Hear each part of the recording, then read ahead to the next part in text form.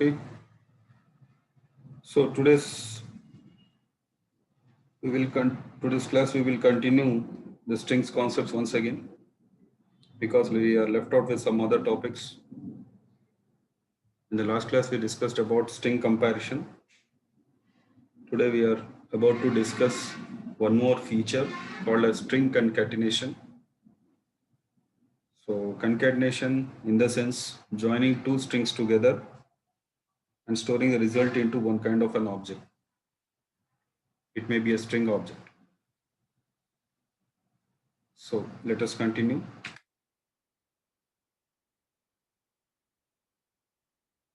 Concatenation is formed by combining multiple strings.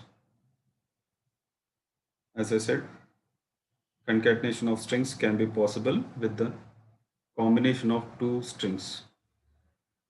So there are two ways to create strings, concatenating of strings. First one by using arithmetic addition operator, and the second by concat method, which is part of string class.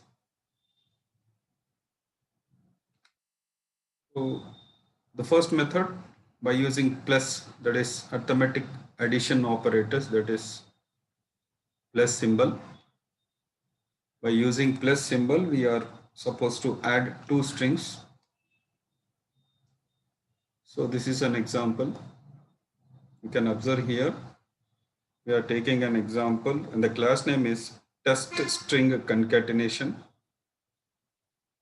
Inside it, there is one main method is also available. Along with that, we are creating a string object S with the two strings in it by using plus operator, that is arithmetic addition operator.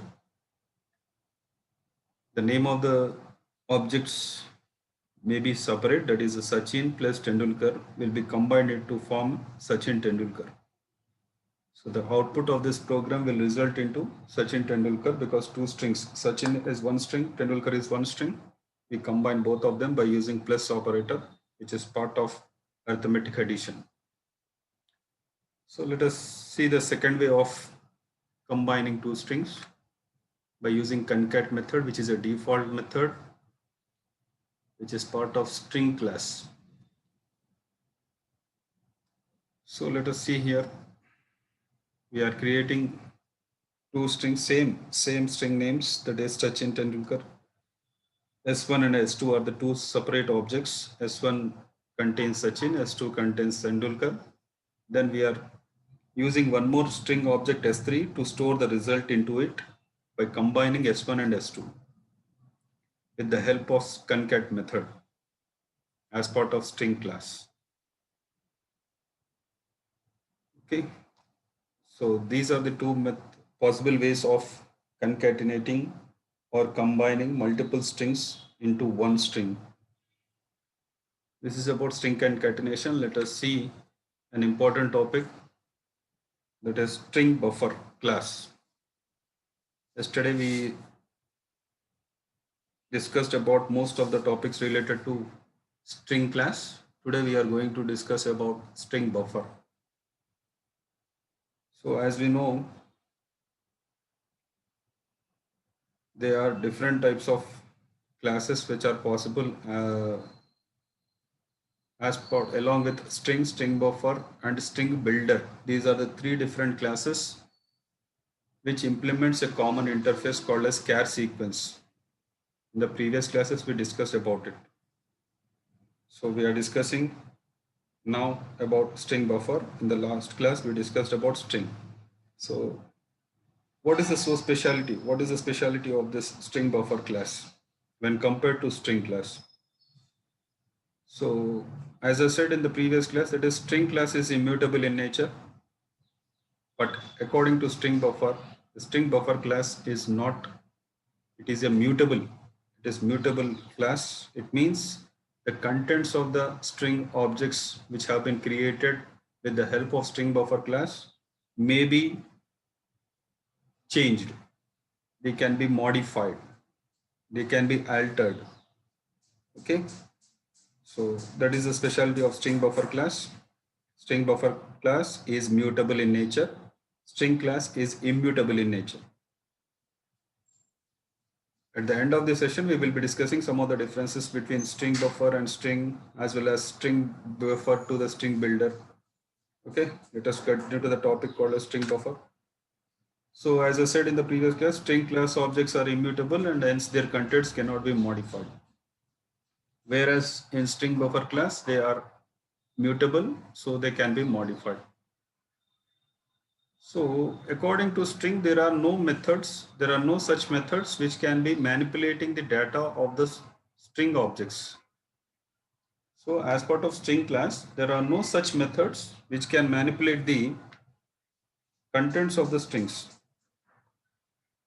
But in string buffer class, there are methods which can manipulate the string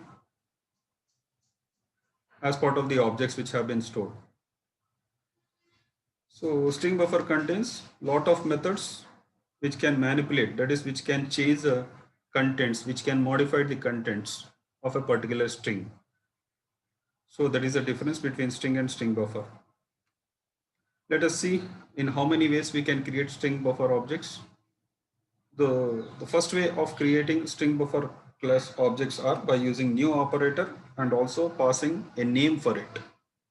By passing an argument in the form of a string.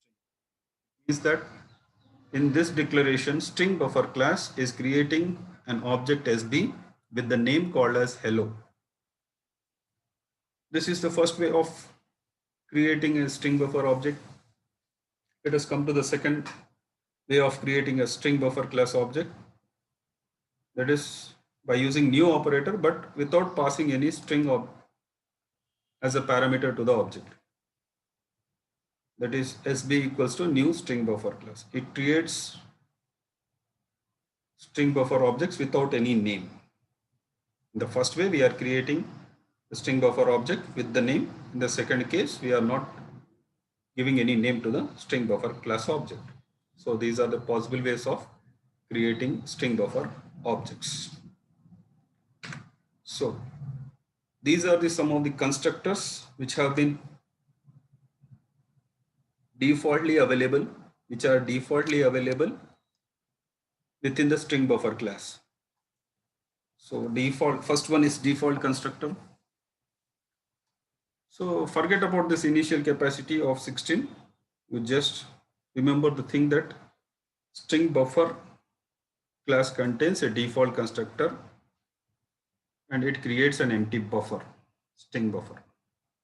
Second constructor with the string as parameter with a specified name. So with the second constructor, we can create, which can initialize some kind of a variable which is part of string buffer class with a string value. Next, the third constructor, which is accepting a value in the form of integers. So with that value, it is deciding the capacity of the string buffer to store the contents. So it is deciding the capacity of the buffer to store the contents into it. Okay. So these are some of the constructors according to the string buffer class. Let us see the next slide. So what exactly a mutable string means? Mutable strings are nothing but they can be modified or changed, and they are possible in two types of classes. They are string buffer and string builder. So these are the two classes where string objects can be manipulated or changed or modified. So let us see one of the method, that is append method. Append is one kind of a method which is available in string buffer class. So this is an example program for you. So in this program, we are creating a string buffer object with the first way of creating a string buffer object, that is with assigning a name for the object as hello. And after that, we are using a append method sb.append, and we are adding the content java to the previously available content, that is hello. So appending data is nothing but adding the content to the existing one. So now if you print the value of string buffer object, then it will display hello Java. So this is a functionality of append method. Let us see the second method, that is insert method. So what happens with insert method? It will be inserting the content by specifying the location of it, that is the index number of it. So let us see here. Hello. Let us say that hello is stored in the form of an array. So by calculating the index numbers, that is h is stored at 0th location, e is stored at first location, l is stored at second location, that is 0, 1, 2, 3, 4. Totally 5 characters are there. Okay, total number of characters which are there in the strings are 5, but according to the index 0 to 4. So here by using insert method, we are specifying the index number, that is 1. It means you are supposed to insert this string at first location, that is h followed by Java, then the remaining contents will be added. That is, we are inserting the contents in between. So this is possible only with the string buffer and string builder classes, not with the string class. Okay, this is about insert method. Next, we have a third method, that is replace method. So replace method, what does it do? It will replace the contents. It replaces the characters which are part of the string by some other characters. So here we are taking the same example, that is hello is one name string which has been stored in string buffer object SB. So we are specifying the index numbers like 1 and 3. So from 1 to 3, it means 1 to 3, I am going to replace the contents 1 to 3, the characters which are part of 1 to 3 location. I am replacing those contents with the particular name called as Java here. So hello is remained as, that is 1 2 3, that is 1 2 3 is remained as Java HGAAVALO. Okay, this is a replace method. Next we have delete method. So it can delete the characters part of the string. If we specify the index numbers from where to where we have to delete it, then this operation will be successful after implementing it. So this is about delete method as part of string buffer class. Let us see one more method, that is reverse method. So what happens with this reverse method? If you have a particular string in a particular order, let us say that we have a hello string, it will be reversed. It will be printing the characters from last to first. That is HELLO will be displayed as OLLEH. So this is the functionality of the reverse method as part of string buffer class. Let us see some of the differences between string buffer class as well as string class. So string buffer class, as I said, it is a mutable in nature. Mutable in the sense we are supposed to manipulate the contents of the objects which contains strings. So, and one more point it is mentioning, it is fast and consumes less memory when you use concatenation of strings. So why we are saying it is fast? Because it consumes less memory. As part of creating an object, it will be created with less memory. So accessing of those memories will be very fast. So the third point, it is mentioned as it does not override the equals method of object class. So string buffer class, what is overriding? Overriding is nothing but defining a method with the same name, with the same signature. Okay, equals method cannot be overridden. Overrided is nothing but we are defining the same method with in a different way with the same signature. That is called as overriding. So object class contains equals method. So such method is used by string buffer class, but it will not override its contents. So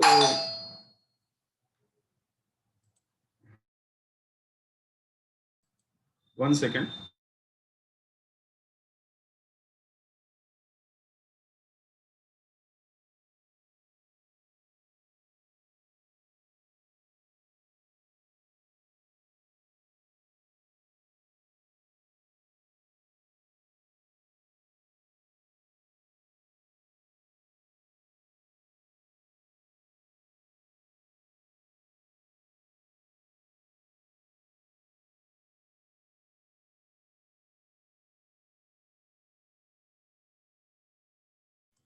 Okay, let us continue.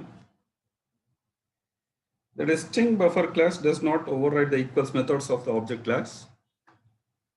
So let us come to the string class. It is immutable in nature. That means you cannot modify the contents of the string object. And it also consumes huge space in the memory. So accessing the memory of such kind of an object which is created as part of string will be very slow. And one more thing, string class can override the equals methods of the object class. So you can compare the contents of two strings by equals method. So what happens here, by using equals method, you can compare two strings which is overriding the contents of it. So these are some of the differences between string buffer and string class. Let us see one more difference between string buffer and string builder class. So string buffer class, first point you try to understand this point, that is synchronized. String buffer is synchronized. It means that synchronizing is nothing but blocking of resources. If string buffer class is trying to access some contents of particular class, some objects of particular class, so while accessing particular object of a particular class, you are not supposed to request for another object of different class. So synchronize is nothing but blocking of resources.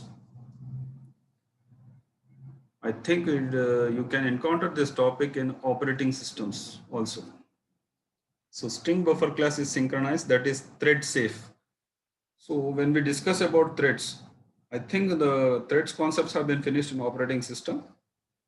So every process contains different types of threads or multiple threads. So every process is a combination of multiple threads which makes the process to complete its task. So we can say that string buffer is thread safe. It means two threads can't call the methods of string buffer simultaneously. That is, if two threads are there, let us say that thread T1, thread T2. If T1 wants to access string buffer class methods, let us say that the thread T2 also wants the same methods to be accessed, but it is not possible as part of string buffer class. That is called as string synchronization. Next, whereas in string builder, it is not at all synchronized. It means it is not thread safe. So which one is advantage?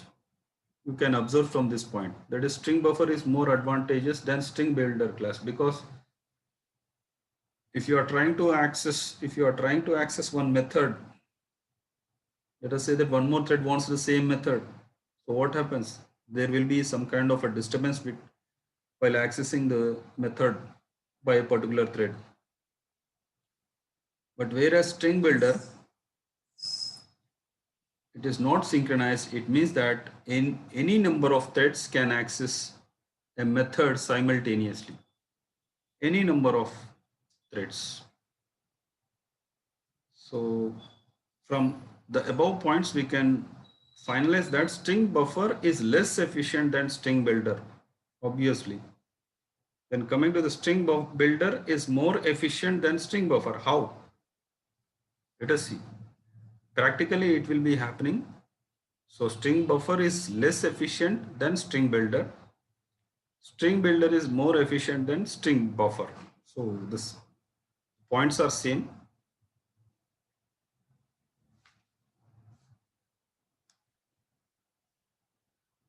So this is about the string buffer class and strings. So we have completed strings topic along with string buffer also and string builder also, because what all methods are possible in string buffer class, they are part of string builder class also. Same methods will be repeated in string builder class. That's why I'm not discussing that. So if string buffer class contains a method called as append, same method is possible in string builder class. So if I discuss once again about append method, insert method, replace, delete, reverse in string builder class, it will be a repeating topic for you. So that's why I'm not discussing the methods which are there in the string builder class. So this is about string buffer and string builder.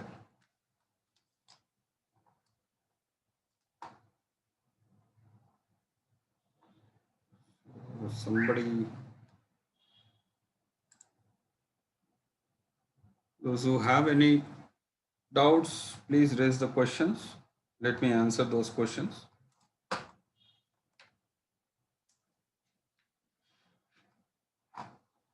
Anyone, write in the chat box. If you have any doubts, please raise the questions. Otherwise, we will discuss a small topic.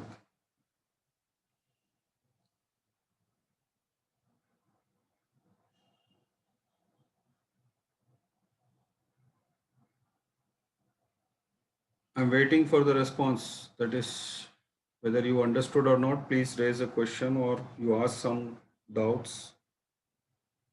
So I will wait for it.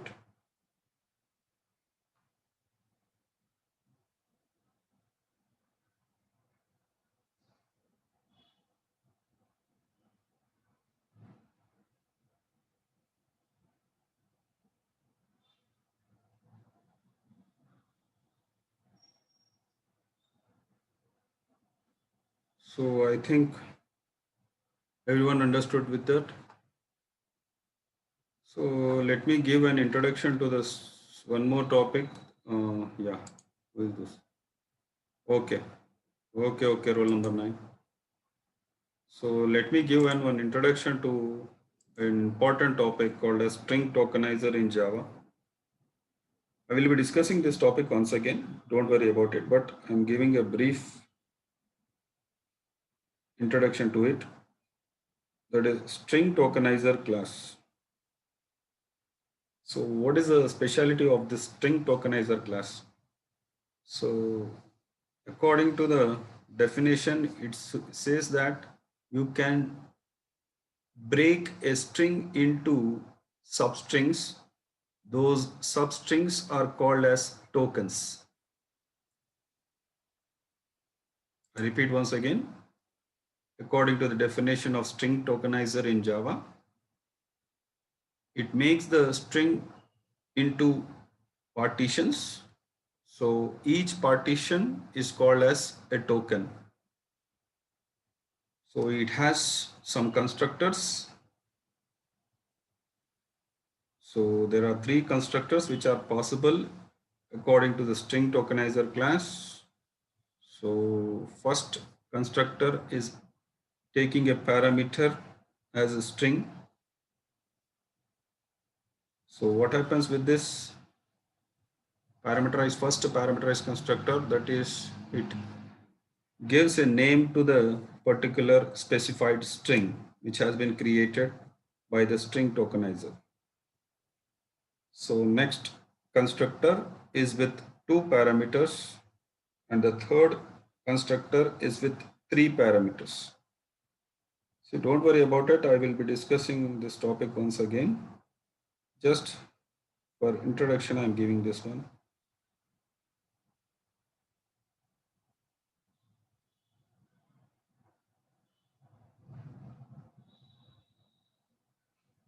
So these are some of the things regarding string handling in Java. So these are the things which we discussed in string handling.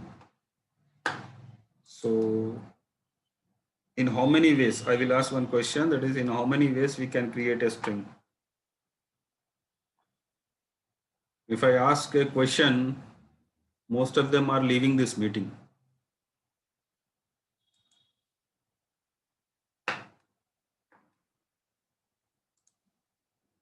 Just now I got participants about 13 people. Now it is 10. It means 3 people left the meeting. So I want answers in how many ways we can create a string. You can write in the chat box, or you can talk to me or respond. Is this roll number 22, Meena? Meena, respond.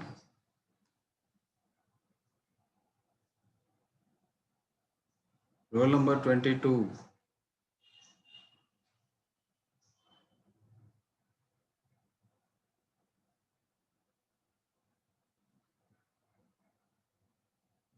Hello, are you able to hear me?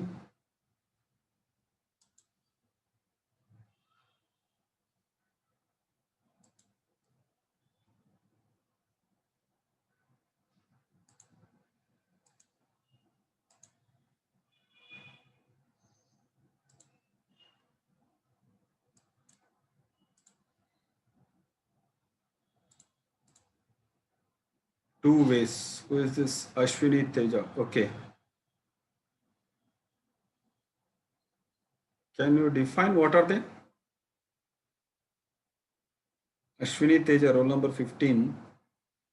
Two ways. What are those? Anyone can answer, not only Ashwini. Anyone can answer what are those two ways through which we can create strings.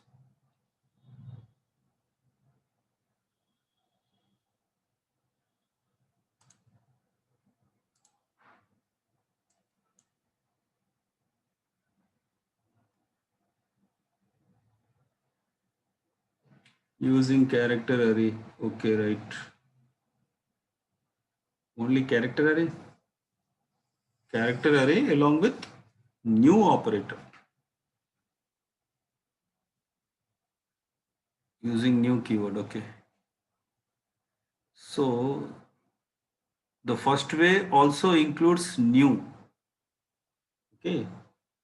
The first way, that is, Meena told that it is character array. Along with character array, you are supposed to use new keyword also. And separately, new keyword is also used for. See, this is only the first way, I think so. Only first way, along with character array, along with the new keyword. Sir. Tell me, who is this? Sir, Vamshi here. Tell me. Sir, by using string literal and by using new keyword. Yeah, obviously, correct. That is by using string literal. String literal is nothing but by using assignment operator directly. Okay, by using assignment operator directly, you can create. The first way is string literal. The second way by using character array, as mean asset character array along with the new keyword. So in how many ways objects are accepted or displayed from the string constant pool? In how many ways objects can be displayed or accepted from string constant pool?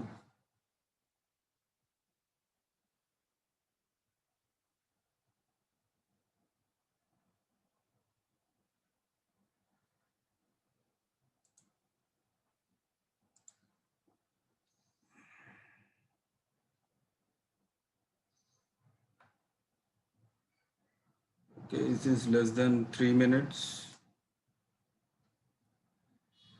So all of you are preparing for the exam, I think so. So tomorrow there will be internal exam at 3 o'clock.